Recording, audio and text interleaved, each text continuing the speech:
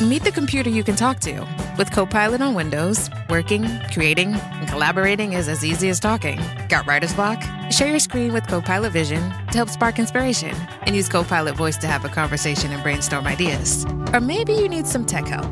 With Copilot Vision, Copilot sees what you see. Let Copilot talk you through step-by-step guidance so you can master new apps, games, and skills faster. Try now at windows.com/Copilot. Fanatics Casino is giving away 1 million prizes from now till the new year. So this holiday season, supercharge your fan cash spins with a wager for a chance to cozy up to $500,000 in holiday prizes. Prizes like TVs, computers, and even a shot at a new Mercedes-AMG GLE Coupe. Spin the season on Fanatics Casino, where spinning has never looked so cool. Fanatics Casino, America's fastest growing online casino. Must be 21 plus. Gambling problem? Call 1-800-GAMBLER. Offer not available in all states. Terms apply. See Fanatics Casino app. BJ's Wholesale Club makes holiday hosting so easy, we called in the ultimate host to talk about it. Mrs. Claus here. You think Santa has it tough delivering all over the world? Try cooking for hundreds of elves. Good thing BJ's offers low prices on all the menu must-haves, plus free same-day delivery on your first order of $100 or more. No more squeezing in trips to the store. The only squeezing here is the big guy into a suit after dinner. For terms, visit bjs.com/holiday and get the same great prices online as in-club. Live, Laugh, Larceny discusses true petty crimes that may be disturbing to some. Or could be easy listening to all you psychopaths out there. All stories are based on actual events, but details may vary. Listener discretion is not advised.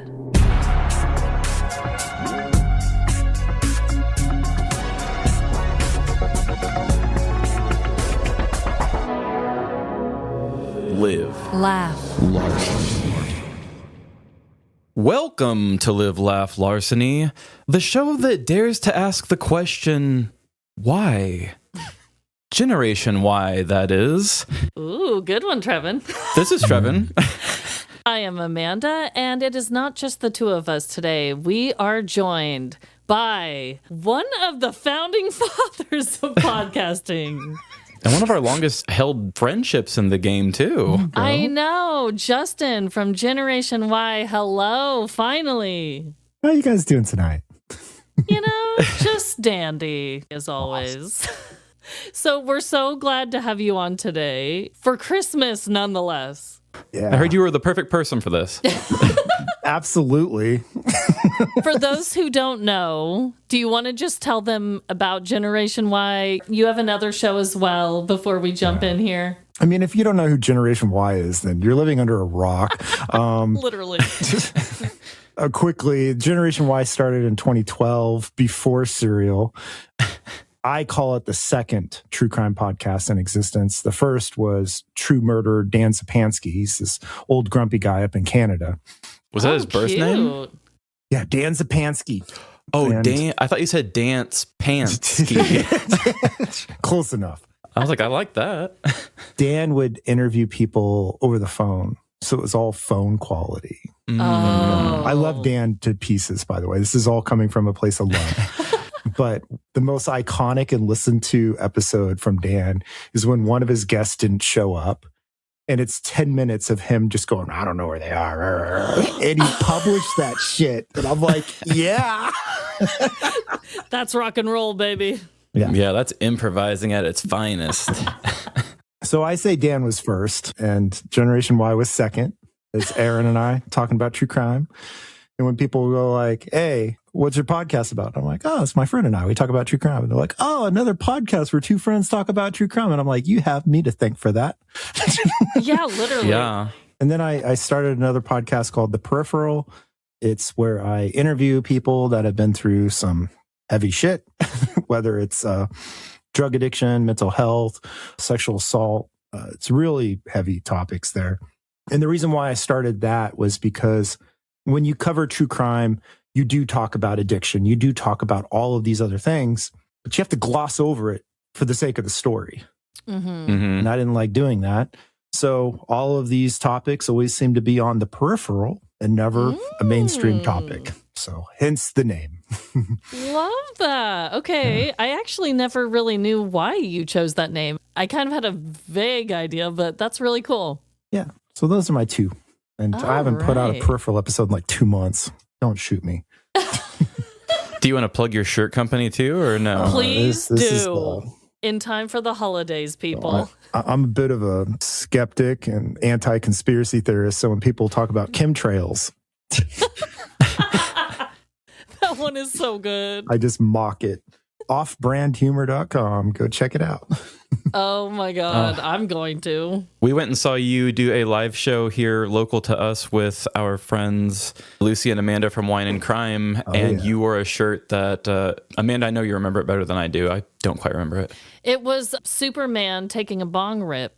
It was a bong, that's right. Okay. But he's using his heat ray vision to light the bowl. Yes. You can't forget that detail. That's right. That's what you use your superpowers for. Yes. Our listeners are going to love that. We always do a yearly 420 special, so the people who enjoy that will want your shirt. We have done a 420 special, every single year that we've had this show, and we're always very high during it. But I'll give you a shirt to wear during the episode. Please do. Oh, I need more. Yeah. Especially if they have cats. Right. So should we jump into Dreadful Dilemmas then? Yes, I think we can do that. So this week, I finally went back to the office. I got a week off from having to go in last week because of the snow that had come through. And I did partake a little bit in Black Friday shopping, my bad. But I had seen these pants. I'm having a pants dilemma. I've had these before on the show. You have. Husky pant boy. That was That's like a right. very... But now I'm athletic fit. Thank you. I started wearing joggers, but now I'm seeing these fancy boys, like all the boys in the like mall catalogs or whatever. They're wearing these pants that are like they're drawstring pants, but they look like fancy pants. So it almost looks like a business pant, but he's almost wearing sweats. So on Black Friday, I saw a pair of these that are marketed as pull-on pants, which sounds like a baby's pants. I don't really like the sound of it. Yeah, like a pull-up? Yeah, it's like a pull-up. A men's pull-up, please. So I got a pair for like $13. I wore it to work the other day, and I felt like I had a dirty little secret the whole time. I was just like, oh, you guys don't know it, but I'm wearing drawstrings. Like, I'm basically wearing pajamas in public, y'all. Did anyone notice? No, but I did have to stop at one point and ask my coworkers. I just said, these aren't too baggy, right? And they said, no, I thought they look really fancy. And that's when I finally broke the news to him. I said, fancy? It's drawstring. Okay, I need to see these pants. They just look like slacks, but I know I have a problem when it comes to buying men's clothing. Nothing looks as good on me as it does on the guy on the website most of the time. Never. Yeah. They never. Yeah, so when it's something new like that, I'm just like, oh, drawstring slacks. So I'm just going to look like a guy who doesn't get out of his house very much, but is trying. And no, it doesn't look like that. It looks like you are just the guy, which is great. So I'm going to get 10 more pairs. Wow. Mom's going to say, oh, I didn't know you like to dress so formal. So is this like the equivalent men like yoga pants for women? Like just right. Weird. Yeah. It's kind of like that, but you can even get them pleated and stuff. Like the back pockets of these look like dress pants. As long as you don't tie it too tight and have the drawstring hanging, nobody'd even know. Huh. So you don't wear a belt, obviously. Oh, I didn't wear a belt. Wow. You got a drawstring. Yeah. No need for I could a have done a ninja kick at any moment. That honestly isn't so dreadful sounding, Trevin, but I'll let it pass. No, I just had that feeling in the back of my head that somebody was going to be like, hey, wait a minute, are you a slacker? Right, I have a feeling. Right. I can tell by the way you're dressed, mister. So I was a little afraid of that. I will say that we think that people are paying attention way more than they actually are. Right. Yeah. I'll wear like weird satanic shirts and stuff and be like, somebody giving me a side eye. No one even notices. Yeah. No one cares. Right. No one cares about us after all. Okay. I also have a dreadful dilemma, and this is holiday related. Oh. So I have this Santa house that I put out every time I decorate for the holidays, and it's very old. Some of it isn't working. Some of it isn't lighting up like it once did. It's basically Santa's house. There's a little Santa guy. He's got his feet propped up. We got Mrs. Claus with the cookie tray. We got elves making all the toys. And then there's like a little attic of the house that's supposed to light up, and the window lights up, and then the light beams down on all the characters below. Oh, okay. So none of the light bulbs were working, and my dad said, hey, I have this red one that might fit. I put it in, you guys. It worked, but it's so demonic looking. It's like hell is raining down. Like the attic is just beaming with red light, and Santa and Mrs. Claus are just spotlights of reds. It's so creepy. And just doom metal playing in the background. I don't see what the problem is. Justin's like, I love this. Yeah. What's the dilemma here? I don't hear a problem at all. This is not the relaxing ambiance that it usually is. Now there's just a totally different vibe going on in Santa's home. Well, just get little drawstring pull-on pants and put them on all, and then they're going to be comfy. Yeah, demonic and comfortable. That sounds like one of your shirts, maybe, right? Yes.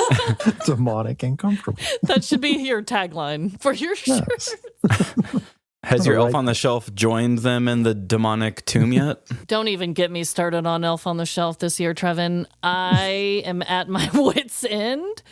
Every evening, I'm in my pajamas, I'm relaxing, I'm taking a deep breath, and then I'm like, oh shit, I gotta move the elves. That would be an ADHD nightmare. Yeah. Yeah, it is. So, Justin, do you have a dreadful dilemma you want to share? I mean, yeah, as I was talking about right before we started, I just got out of a doctor's appointment. Which is dreadful all on its own. Yeah, it was an ENT specifically. It's funny because I've had this problem all my life. I just constant post-nasal drip. I'm constantly just coughing and clearing my throat.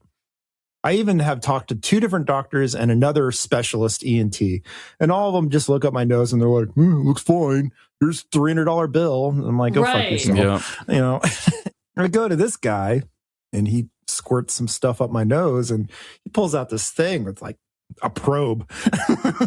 He's like, this is going to be really uncomfortable. And it was. Said that? He's like, I'm not even going to sugarcoat it. This is going to suck. So I don't know if you ever had a COVID test in the beginning when they'd stick that Q-tip all the way to the back of your throat. Oh, I'm so sensitive to those. Imagine if the Q-tip was as thick as a pen and it had a crazy straw bendy, and he sticks this shit down my nose, down my throat. He's telling me to go on, E and stuff. And yeah. Checking your pitch. Yeah. And let's just say that he figured out what the problem was real quick. And he did find it? Yeah. He's like, you got reflux. You got acid reflux. It's destroying your esophagus. It can cause throat cancer. And you got a lot of problems here. And he didn't say deviated septum, but he said it's misaligned. Mm-hmm. Okay. He figured this out in 2 minutes. So what do you do then? Does he have to fix that, or sinus chiropractor? He's going to put me on some medicine that will get rid of the reflux. Okay. But he says it takes weeks to work. And then once he fixes that, then he's going to see if the problem still persists. And then I might have to have some sinus surgery or nose surgery. Ugh. But he doesn't want to go that route. He's like, let's see if we can fix the reflux first. But if I don't want to go back to like every doctor and ENT I've seen for the last 2 years and be like, I want my money back. Like, you wasted my time. Like, go fuck off. No, seriously. They just needed to probe you a little and... Which is usually the answer to most problems. Wow. It gets me out of any trouble. Probing? Yeah, of course. I went to an ENT for the same issue one time, and it was like this old man doctor, and he said, oh, you just have Midwest sinuses. That's it. Just quit being such a baby, basically. I'm like, what the fuck? Like, I paid you money to come in here and hear that? Like, you made me feel bad, and you didn't give me any help. Did you say, do you know who I am? I have a podcast. I can't be coughing and sneezing all the time. Seriously, this is our craft we're talking about here. Exactly. If I even had the podcast at the time, it would have been in its infancy. Well, those are all very, very dreadful, you guys. Like, hot damn. The ENT is no fun. No. Oh, God. Sorry, I'm just picturing that happening to myself. It's good stuff.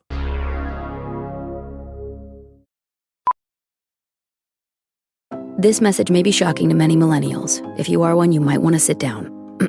Right now, loads of people are searching the following on Depop. Low-rise jeans, halter top, velour tracksuit, puka shell necklace, disc belt. You likely placed these in the dark of your closet in 2004, never to be seen again. But if you can find it in yourself to dust them off, there are a lot of people who will give you money for them. Sell on Depop, where taste recognizes taste. Marshall's buyers are hustling hard to get amazing new gifts into stores, right up to the last minute. Like a designer perfume for that friend who never RSVP'd. Wish list topping toys for her kids who came too. Belgian chocolates for the neighbor. A cozy scarf for your boss. And a wool jacket for your husband that you definitely did not almost forget. Marshalls. We get the deals, you get the good stuff. Even at the last minute. Phew. Find a Marshalls near you. Coca-Cola. For the big, for the small, the short, and the tall. Peacemakers, risk takers. For the optimists, pessimists. For long distance love. For introverts and extroverts. The thinkers and the doers. For old friends and new. Coca-Cola. For everyone. Pick up some Coca-Cola at a store near you. So, Trevin, you created a game specifically for Justin today. Shit. Yes. We had a little bit of a scheduling issue. Sorry, guys. But Justin was nice enough to step in and be a fill-in guest for us. And we had to come up with a new game. And he said, I am probably not the best person for a Christmas special. And Amanda and I always have our little thing where Amanda's usually the more positive one for something, and I'm kind of like the other guy sometimes. But I came up with this fun idea that maybe we could help you fix your problem with Christmas. So our game is here for you, and our game is called Justin Fixes Christmas. And we are going to help create you your own holiday, since you are not a big celebrator of Christmas. Yeah.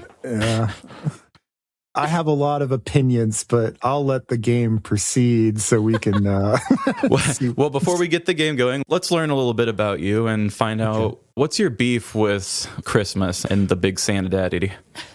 It's not even that, like, the date it falls on was co-opted from pagans and Wiccans and stuff. Nothing like that. I don't care. I don't care that it's a made-up day. But I've always been an anti-consumer person all my life. Oh, yeah. And I will say this, like when I was growing up as a kid, there were presents under the tree from mom and dad, and then there was a special present from Santa. But at no point was it Santa's real. Like that was not how I was brought up. Okay. There was no God, no Easter Bunny, no Santa in my life ever. Okay. But they always signed one gift as from Santa? Yeah. Even though you knew. It was like the special gift. Yeah. You know? Okay. It was like the expensive special one from Santa, but whatever. We knew it was from mom and dad. And when I found out like the icon of Santa Claus is really just a contrived Coca-Cola graphic they came up with in the early 1900s, I'm like, what?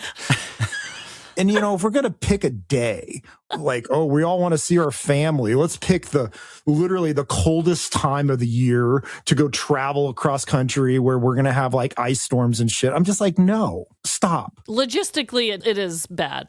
Yeah. I mean, if it's already made up holiday, just make it on July 5th, you know, yay America. And now it's Christmas time. Go US, you know, like if it's totally arbitrary, let's just do it then. But the fact that I have to listen to Mariah Carey for a month. Oh, yeah. I mean, and now it's funny because it used to be you couldn't go to the mall for like a month. Oh, yeah. Yeah, it's so packed. For the month of December all the way to, you know, after New Year's. It was just like you couldn't go out. Now, you know, Amazon and online shopping has changed that, and, you know, the economy's shit. So I can still go out now. That's good, I guess. That, you know, society's crumbling, so I can go outside and eat. But I didn't think about how convenient that is for going to shop when you do need to. Right. Yeah. Silver lining? I guess it's just the whole idea. It's the whole, we're going to go out and buy crap for people that we don't need. And the holidays are really hard for a lot of people. Totally. And a lot of us don't even speak to most of our family. I'm not one of those people that's like, oh, I don't want to hear about that because blah, blah, blah. But at some point when somebody's like, oh, you're from Kansas City, you watch the Chiefs? And I'm like, no, Oh, it's Christmas time. You going to hang out with your family? They're all dead. I'm like at some point, I'm like, I don't know what to say. Mm-hmm. I just feel completely alienated, but I don't care because fuck it. It's just because it's all made up, just like you said. So that's my problem. That actually makes me feel hopeful now, knowing your reasons behind it, because I think that this game actually might help. I agree with you in a lot of ways, too. I mean, like, Amanda and I's love for it is just because we love doing parodies, and all of our favorite shows have holiday parodies, so we just love doing different ways of making fun of Christmas specials. Yeah, this Star Wars Christmas special is the best thing ever. Yes, and like The Simpsons had great Christmas specials. I mean, we all grew up with Christmas movies, too. I mean, I'm not like a churchgoer, but I still enjoy some of that stuff. Because we know that you don't enjoy Christmas, we came up with Justin Fixes Christmas. So let me tell you a little bit about this game. All right. Christmas didn't used to be so mid. Sure, it's corrupt, basic, and extremely profitable. But religious beliefs aside, the big winter holiday actually used to be full of weird, feral, genuinely cool traditions from all kinds of cultures. And honestly, if the religion that owns the holiday can be convenient about the beliefs and human rights, then we can be convenient about how we celebrate their holiday.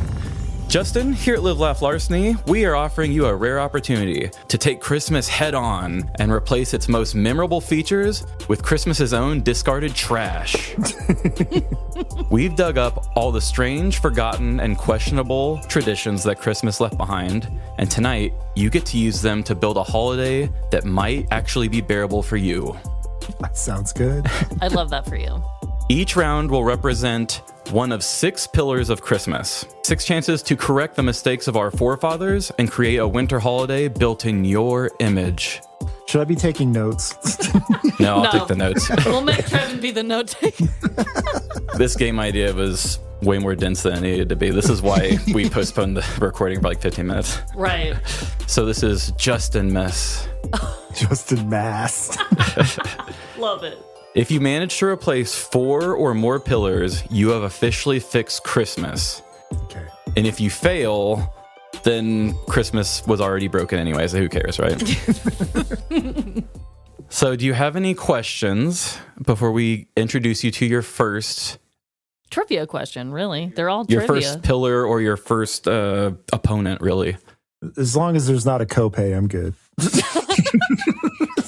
No copay. There's no copay, but you might get probed later. All right.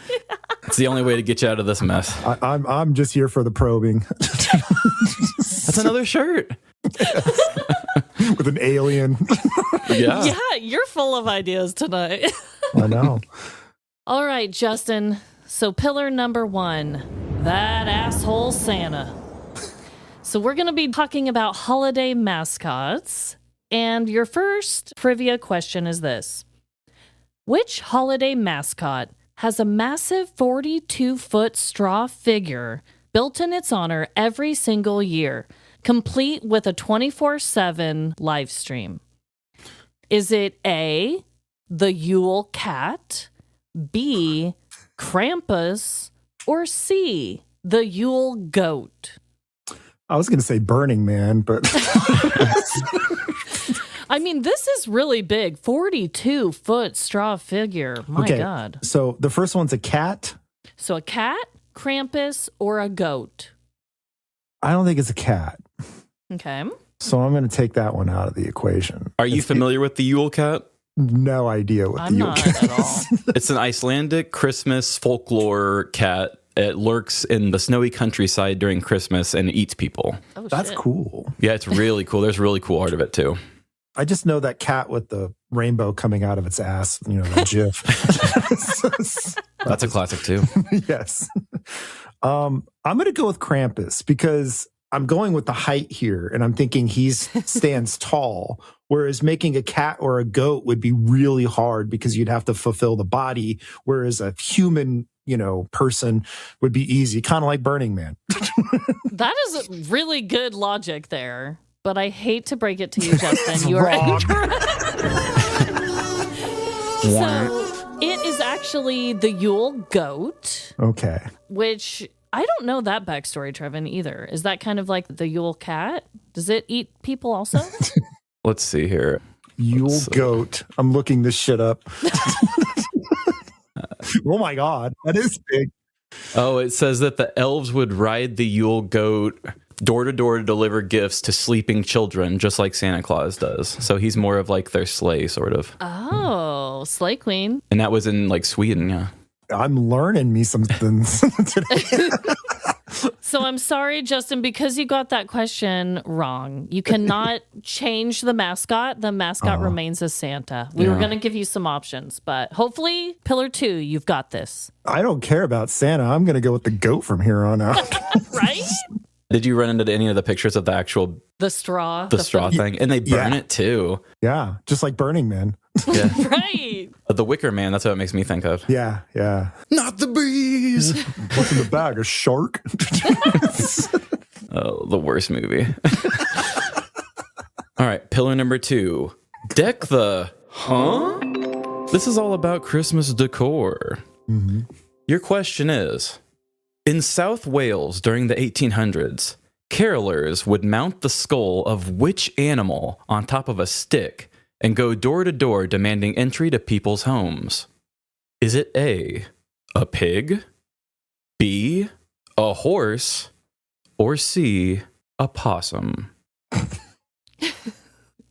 We're shocking him. He might like Christmas after all. I know. So a possum makes the most sense because they're all over the place, but I don't know if possums are even indigenous to South Wales. Right. I would personally put a horse skull on it because that just looks demonic and satanic. Mm-hmm. Right. I don't think it's the horse skull, but I'm going to go with the horse skull because I want it to be the horse skull because that's just messed up. Well, in that case, you actually are correct. I love this. Oh my God. This is actually called let me hear this again. Mary Lewd or something? It's Avarywyd, I think is what it's called. It's spelled Marilwyd. It is a Welsh folk custom that was first recorded in 1800. And when I saw a picture of it, Trevin, they had a horse skull and then they had like a white sheet that the person holding the stick would stand under. It almost looks like a little skeleton horse ghost. It's very demonic looking. It is pretty much designed that one person hides behind the sheet and pretends to be it while they go to doors and challenging people to games of wit and rhymes. I'm looking at images and they got like little gems in its eyeballs. It looks horrible. Wow. So he got it right. So he gets to pick a new Christmas decor. But you can choose your decor for your Justin mess. You can either pick, there's a Christmas spider, the Christmas pickle, or you can have this demonic horse head. Okay, obviously I'm going with the horse head. Yeah, I thought so. Right. That's what I wanted. But are we keeping the tree? Because I think this goes on top of the tree. Oh yeah, we can get rid of that. Yeah. I love that. Instead of a star, we're putting the horse head on the tree. Head on top. Okay, yeah, you can redesign it however you want. Yeah, so if you want to keep the tree or not, all to you. Yeah. Picturing a family decorating the tree and the kids are like, I want to put the horse head on top, Mommy. I'm looking at these images. It's horrifying. Yeah, it's really kind of creepy. Really is. There were some really creepy traditions we stumbled upon doing this.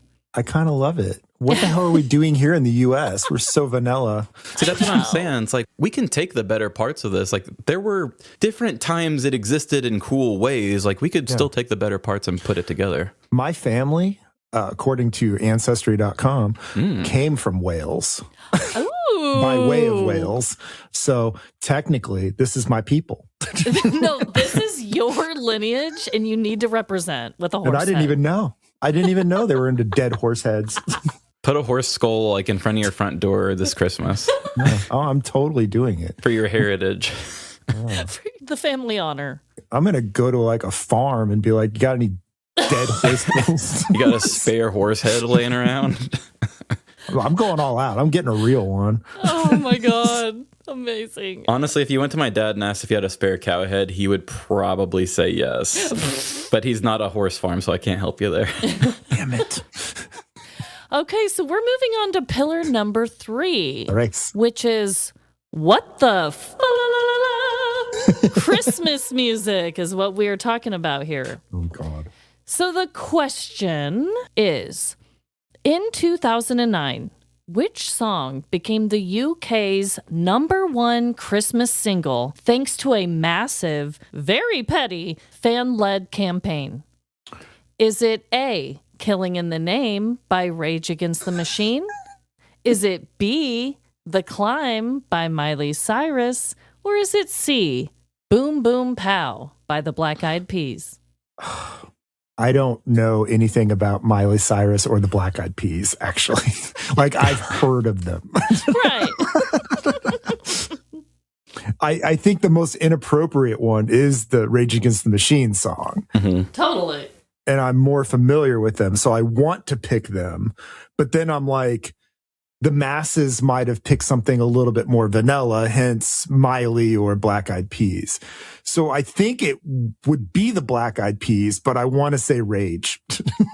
Well, let's just go with what you want, Justin. Okay, I'm going to go with Rage. You're always so kind in these games.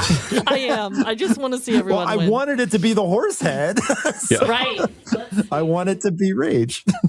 So we're going with A, and you are correct. So, in 2009, Killing in the Name was UK's #1 Christmas single after the internet collectively trolled the X Factor in 2009. That's amazing. That is really funny. I don't know how they did that exactly. I guess the X Factor winner wins every year. They get the top spot usually because they do some sort of a Christmas single. And so everybody worked together to just listen. Let's see, the goal, stop the X Factor from getting #1 Christmas for the 5th year running. The organizers, a grassroots movement led by UK DJ John Mortar and his wife. I got some background here, though. Ooh, do tell. I won't say that I wasn't a Rage Against the Machine fan, because everybody was. But when Rage Against the Machine came out, there was another band called Downset that was from East LA. And I was like all about the underdog underground band and not the popular band, because Rage was the popular one, although no hate towards Rage. So huge Downset fan. Everyone should go listen to them. If you like Rage Against the Machine, you'll love Downset. But I will say that my all-time favorite cover song, Rage Against the Machine does Bruce Springsteen, The Ghost of Tom Joad. Go listen to the Bruce Springsteen version of The Ghost of Tom Joad, and then go listen to the Rage version, and you will have your socks blown off. It is the most amazing, powerful song you can ever imagine. Ooh, okay. I'm going to have to listen. I'll check it out. Yeah, I'm into it. Yeah. Because you got this one right. You get to choose your new Christmas anthem. It could be Killing in the Name, Rage Against the Machine. We also gave you Christmas metal covers by Christopher Lee, or Bon Jovi and the Star Wars collabs. Christopher Lee has actually done metal Christmas covers in his spare time, and Bon Jovi's first recorded album was actually the Star Wars Christmas album, if you didn't know that.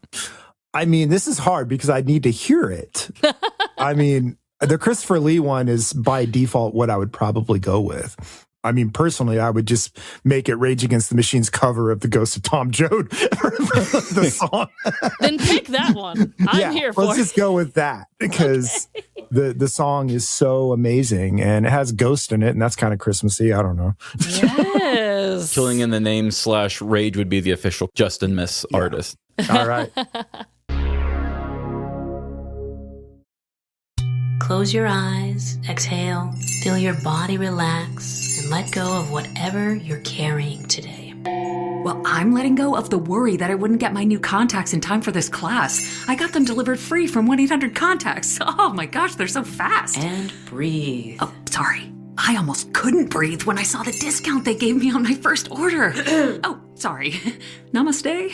Visit 1-800-CONTACTS.com today to save on your first order. 1-800-CONTACTS. So good, so good, so good. Score holiday gifts everyone wants for way less at your Nordstrom Rack store. Save on UGG, Nike, Rag & Bone, Vince, Frame, Kurt Geiger London, and more. Because there's always something new. I'm giving all the gifts this year with that extra 5% off when I use my Nordstrom credit card. Santa who? Join the Nordy Club at Nordstrom Rack to unlock our best deals. It's easy. Big gifts, big perks. That's why you rack. Toast the holidays in a new way and raise a glass of rum chata, a delicious creamy blend of horchata with rum. Enjoy it over ice or in your coffee. Rum chata, your holiday cocktails just got sweeter. Tap or click the banner for more. Drink responsibly. Caribbean rum with real dairy cream, natural and artificial flavors. Alcohol 13.75% by volume, 27.5 proof. Copyright 2025 Agave Loco Brands, Pewaukee, Wisconsin. All rights reserved.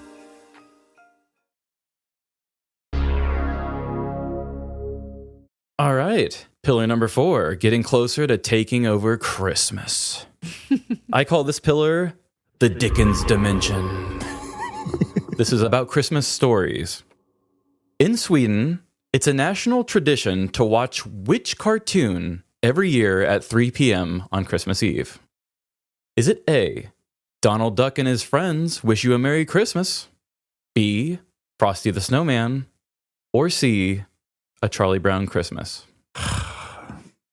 For me, it was A Charlie Brown Christmas.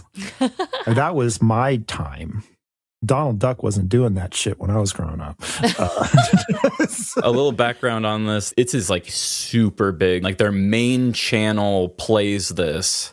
Like cell phone usage goes down just so everybody watches it because it's such a tradition. Okay. So when did this tradition start? 1958. Oh, shit. I don't even know when Charlie Brown started. That might have been pre-Charlie Brown, but Donald Duck wasn't around. Actually, I don't know when the tradition started, but we have that date on there. So we'll just say true. that. We'll stick with that. Okay, so we got Donald Duck. What was the second one? Donald Duck, Frosty the Snowman, or Charlie Brown. He's struggling with this one. I can tell. Frosty's a classic. I know Frosty was around 75 years ago. Donald was too, but Donald sucks. Hater of my pantsless foul friend. Jeez. There wasn't a Charlie Brown cartoon in the 50s. So I'm going off, maybe bad information here. So if it was the 1950s, 60s, that's pre-Charlie Brown Christmas. So I'm going to have to go with either Donald or Frosty. And I think Frosty is the classic. So I'm going to go with Frosty. That's what I would have picked, actually. But it was Donald Duck. It's Donald Duck! Somebody shoot that bird. But what a random ass tradition. Like you said, Frosty the Snowman, Charlie Brown Christmas, those are like classics here, right? Yeah. But I guess in Sweden, it's all about Donald Duck. The reason why I went with Frosty is because I figured Donald was more of an American thing. Right. How random is that? I've never even seen that. Like, I've obviously seen Frosty the Snowman and Charlie Brown Christmas, but I've never watched, it's called Donald Duck and His Friends Wish You a Merry Christmas. That's a long title, by the way. I may have seen it. That might be the one with the 3 nephews, and he tells them a Christmas story or something, maybe. Mm-hmm. Oh. It says in Sweden last year, cell data usage fell 28% and calls to emergency services dropped 16% during the time of that show airing. So everybody really just huddles up and is like, we got to watch Donald Duck this year.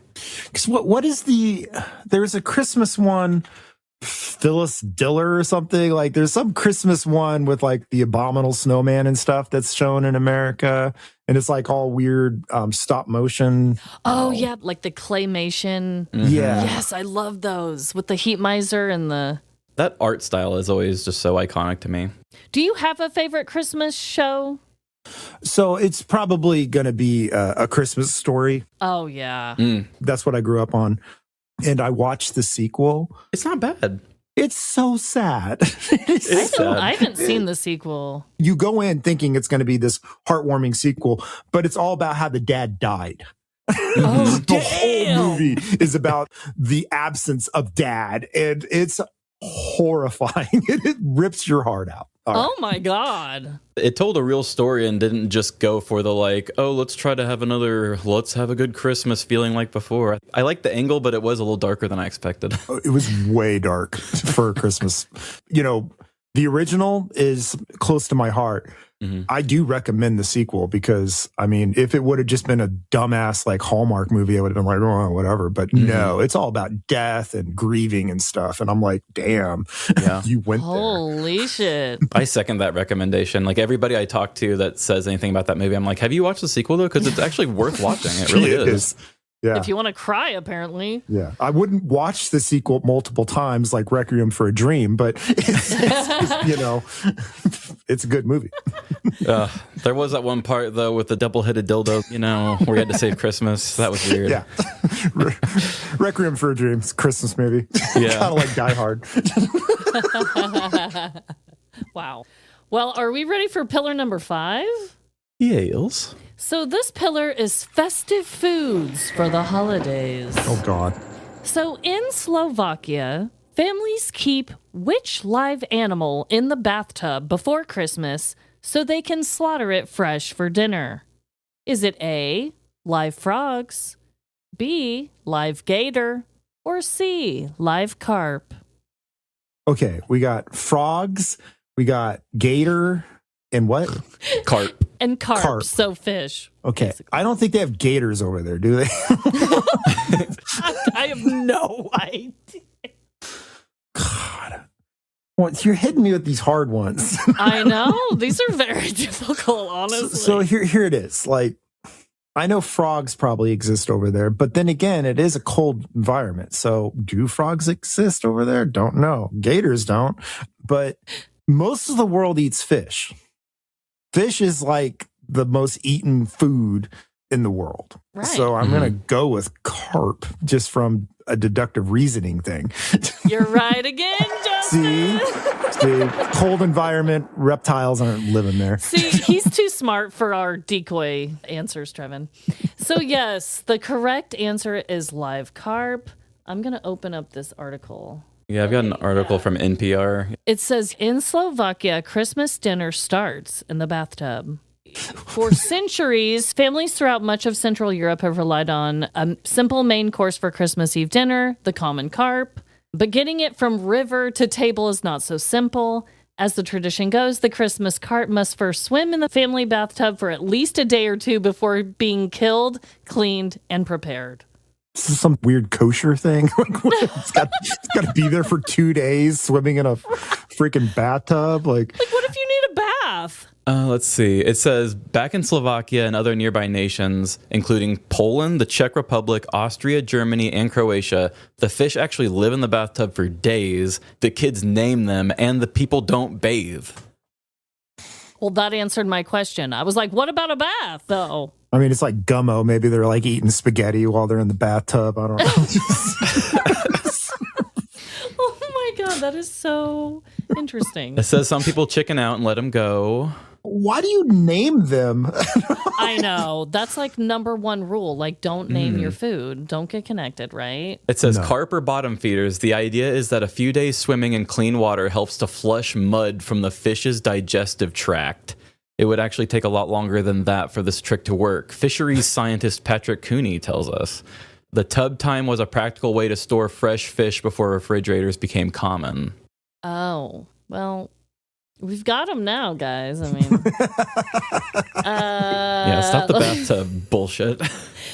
So you got that one correct, Justin. So you get to choose your Christmas food item, which is either the Slovakia carp, or you can choose the Japanese KFC Christmas box, which is a real thing, or flaming pudding, which is a real tradition from Britain. KFC Christmas box? Hold on, let me check this out. Right? We covered this in an episode a year or two before, but it's actually extremely popular in Japan, and that is what people in Japan get for Christmas time. They think of it as an American holiday. In the same way we would say, let's get Chinese food. They're like, let's get American food, and they just go get KFC. I don't even remember what the second option was. I'm just going to go with the KFC Christmas box because, yeah. Finger licking good. Yes. I thought I was going to be going with frog legs or gator, but... Have you ever had gator? I actually have. I think I may have once, but I want to have it again and to say I've truly tried it. It tastes like rubbery chicken. It's not bad. Yeah, it was a little harder, if I remember right. I got it fried, so, yeah. I mean, it all kind of tastes kind of like chicken when you fry it, right? I got a story about gator. I was down in Monroe, Louisiana, and I was working. And my mom was like, give me some alligator and bring it back. And I was like, okay, well, I'm going to have it shipped to you because I'm not bringing it on the plane. It'll rot. So everyone at this place was like, oh, you need to go to the gator farm and get it directly from the farmer. I'm like, okay. And I had like a Motorola Q at the time. Mm-hmm. And I'm driving out to this gator farm, which is 20 miles outside of town. And when I say town, I'm using that term loosely.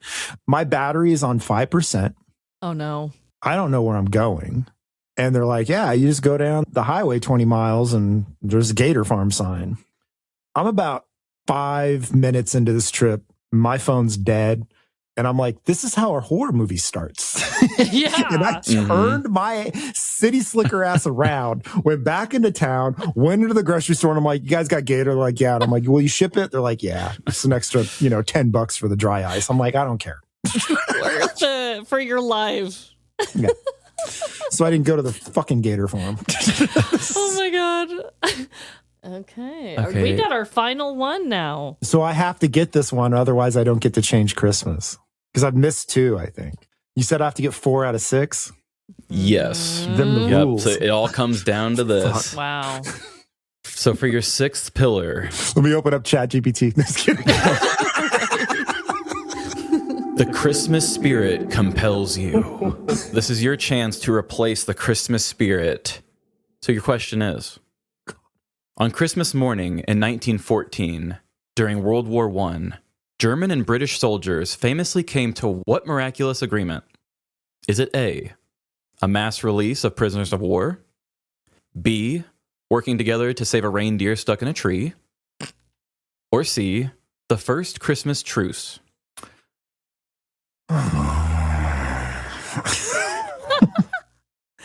It all comes down to this, Justin. No pressure at all. Okay, what was the first one? A mass release of prisoners of war. I don't think they'd do that. He's like, it's Christmas and all, but... Oh my God. This isn't cool. I'm just going to go with a Christmas truce because that was my knee jerk. That was like, I think they did a ceasefire. I was waiting for you to say they had a snowball fight or something, and I was going to choose that. Or they made like a snowman and took pop shots at it or something. But I'm just going to go with the truce because I don't think they're letting anyone out because, yeah, they're not going to do that. And whatever the second option was, no. They don't They're not saving a reindeer? Yeah, they don't give a shit about a reindeer. Rudolph can rot in the tree. But wouldn't it be cool if it happened? You are correct, though. A Christmas truce. Christmas truce is right. Yay! Justin fixes Christmas. Justin officially fixed Christmas. I can give you a little information here from the Christmas truce. I keep saying truce. I live in Kansas City, damn it. Christmas World War I truce. It was like the very first Christmas truce, right? Was this one? Oh, wow. Shit, yeah. Adolf Hitler didn't want to, like, he was against it. Of course. But I think he abided by it, yeah. Mm-hmm. But didn't come in until the Second World War, so. Right, you know, right. He was just like a little kid jerking off in the corner to his paintings at this point. What? Get him. Oh, so because you got that right, you have unlocked your own Christmas spirit to take its place. You can either choose your own Christmas truce, which we said was basically either no fighting / avoid your enemies for the entire day. Okay. There's a thing in the UK called the 12 pubs of Christmas, where they go to 12 pubs in one night. You could make that your new Christmas spirit. Or, oh shit, I guess I didn't have a third Christmas spirit, did I? Yeah, do you want a Christmas truce or do you want to drink all night? Yeah. I don't drink anymore, so I would have to go with the truce because, you know, holidays these days with our political climate, well, my God. The truce is between family members. Seriously. If we could force everyone, though, on Christmas to have a truce in that department, that actually would be pretty damn great. Yeah, I think so. I know people, including myself, who have lost family members to QAnon. And now I'm like, where are you at, people? Why aren't you protecting the children? Anyways, so Christmas truce it is. I love it. Wow. Well, this is great, Justin. You dominated and completely changed Christmas. Yes. Great job. You officially took on the 6 pillars of Christmas and colonized the colonizers themselves from the inside out. You wore Christmas like a mask and made it Justin-miss. I used to put a gas mask on top of my Christmas tree and then put lights inside of it so like it glow through the eyes. Creative. Now you need a horse head. Yeah, now I need a horse head. You know, everyone's like, you got a tree up. And I'm like, no, I don't have kids. That's weird. But might have to go buy a tree. No, you really need one for real now. And so I have a horse. It's a mask. It's a Halloween mask. It's got a hood and it's a horse skull, weirdly enough. So that's going on top of the tree. And then I'm going to take all of my Halloween decorations and just wrap that shit around the tree because I'm not buying ornaments. Yeah. That's fucking dumb. So I'm thinking, hang like bloody flesh off the tree with big chains like Hellraiser and put the horse head on top. Oh, yeah. I'll get a Halloween tree. Yes, please do that. Yeah. Christmas is whatever you want it to be. I love that. So in honor of you fixing Christmas, and we appreciate you for doing it, we compiled all your choices here, and I had this little Mad Lib generator. I put some information about you in and your choices and made this little Mad Lib. So here's a little thing introducing people to your holiday, Justin-miss. Nice. It was a blustery Kansas City morning in Justin's Generation Y mansion, but it was no ordinary day. It was Justin-miss. The holiday he heroically destroyed a previous holiday to celebrate. Outside, the streets were filled with Santa Claus, parading majestically in the cold, while families inside argued about whether to hang the horse head on their mantles or just stare at it suspiciously. Somewhere nearby, a band was blasting Rage Against the Machine, and Justin could hear faint whispers of children debating the proper way to honor a KFC Christmas box at breakfast. By noon, the spirit of Justin-miss truly kicked in. Ghosts from Victorian times began to tell Charles Dickens Christmas stories, while a few brave souls attempted the Christmas truce, carefully avoiding eye contact with the truce patrol, whatever the fuck that is. The truce patrol? That's got to be just a glitch. They're kind of like Christmas carolers, but... Outside, the sun reflected off the windows like a disco ball made entirely of horse heads and extra crispy chicken. And everyone knew the rules. There was no arguing about gifts, no fake cheer, and absolutely no interference from regular Santa Claus. Because today in Justin's mansion, Santa Claus ruled supreme, and every tradition, however bizarre, had been chosen by him, except the ones that didn't survive the vote. Wow, that was awe-inspiring. If I was president, would anyone vote for that? Fried chicken and horse heads? Sign me up. Wow. Damn, that's a good slogan for it, too. Fried chicken and horse heads. Yeah. With Rage Against the Machine playing in the background. There was, I don't know, it was some meat manufacturer from somewhere in the world. People found out that horse meat was mixed in with their hamburger, and they were mad about it. Which is funny because horse meat is considered a delicacy in the high-end meat. And I'm like, why are you mad? True. It's healthier for you. It's just people are frown upon it because it's more majestic to them. I guess. I disagree. I think cows are way more majestic. Justin doesn't know this. They're my favorite animal. I love cows. I don't eat any beef at all because of it. No. I've had a long line of girlfriends and wives that didn't eat red meat, were vegan and all kinds of stuff. So I'll have a hamburger every now and then, but I don't eat steak anymore. I don't miss it. And, chickens and pork, I'll still eat that. But for the most part, I'm kind of a bi-curious vegetarian.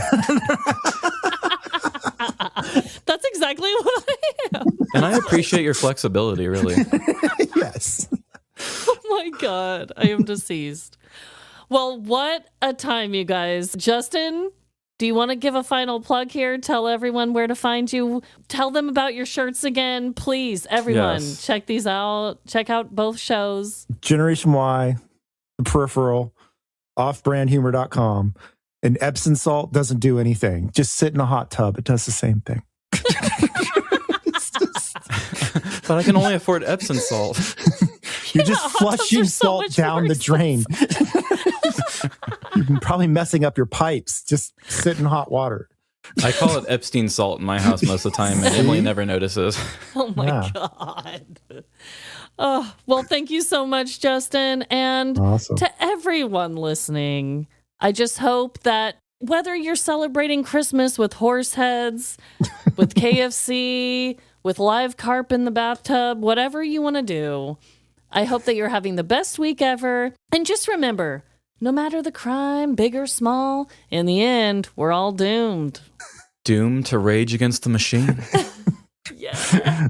Exercise that Christmas spirit. Thank you for listening to this week's episode. If you want more fun with Amanda and I, join our Patreon. We've got movie nights, bonus content, and ad-free episodes. Find us on social media to watch clips, view pictures, and interact with us. Do you have a petty crime of your own or want to suggest one? Send your stories to livelaughlarceny@gmail.com or DM us on any of our socials. We need more listener story episodes. And help support our show by giving us 5 stars wherever you rate podcasts. It really helps.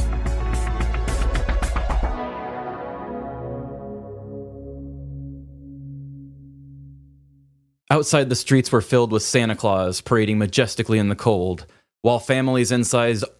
Jesus Christ. Okay, sorry. Reading hard. I'm getting the echo, and it's like throwing me off on my reading. I know. Right. Everybody mute. Except Trevin. And Doug. Here we have the Limu Emu in its natural habitat, helping people customize their car insurance and save hundreds with Liberty Mutual. Fascinating. It's accompanied by his natural ally, Doug. Limu, is that guy with the binoculars watching us? Cut the camera. They see us. Only pay for what you need at libertymutual.com. Liberty, liberty, liberty, liberty. Savings vary. Underwritten by Liberty Mutual Insurance Company and affiliates. Excludes Massachusetts. Americans told Washington what they want. Lower costs. Yet Brandon Carr's FCC is considering a merger between TV station giants Nexstar and Tegna. If approved, millions of Americans will pay even more to watch TV. They'll pay more to watch the news, entertain their kids, or cheer on their favorite team. Thankfully, President Trump knows what Americans want, and President Trump can stop this. Brandon Carr needs to reject the Nexstar-Tegna merger and protect Americans from higher TV bills. Paid for by Keep It Local Media. Save over $200 when you book weekly stays with Vrbo this winter. If you haven't seen your college besties since, well, college, you need a week to catch up in a snowy cabin. Take a week-long vacation and save over $200. Book now at Vrbo.com.